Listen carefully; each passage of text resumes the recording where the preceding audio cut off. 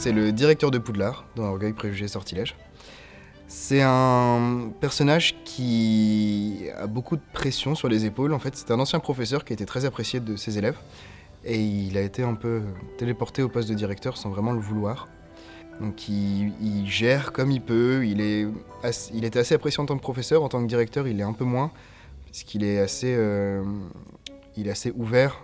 Et il y a beaucoup de personnes qui aimeraient que Poudlard soit plus fermé sur les sangs purs, etc. Lui, il est assez ouvert aux sangs mêlés, tout ça. Donc il est assez controversé comme personnage.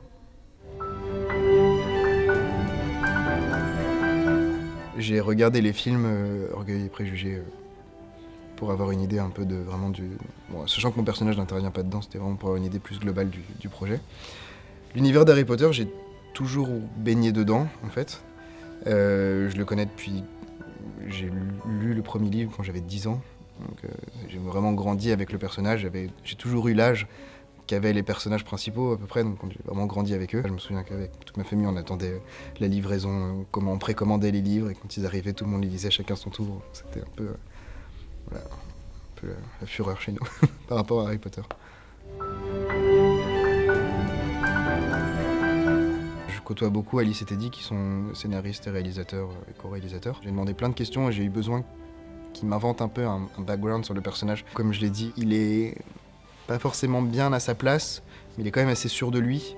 Donc c'est vraiment donner des nuances à un personnage qui est pas forcément facile à interpréter, surtout moi qui ne suis pas comédien professionnel. Ne prenez pas votre candidature à la légère. À ce moment-là, précis cette phrase, c'est pas le directeur qui parle. J'ai eu besoin de faire du zèle là-dessus pour le comprendre. Vraiment, la particularité qui, moi, me touche sur ce court-métrage, c'est le fait de transposer l'univers d'Harry Potter dans un contexte historique et vraiment toutes les petites choses qui ont pu être inventées pour faire correspondre l'univers d'Harry Potter dans ce cadre historique.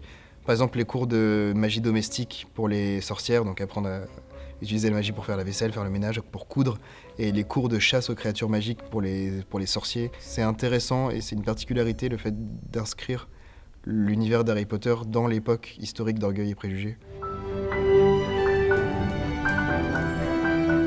Ce qui me vient tout de suite en tête, là, c'est le tournage du mois de juillet, du coup, où il faisait très chaud. On a eu un été 2019 qui était assez chaud.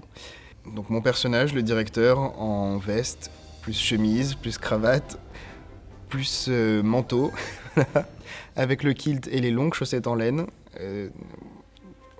Plus 40 degrés à l'ombre. Je vous laisse imaginer un peu ce que ça peut donner.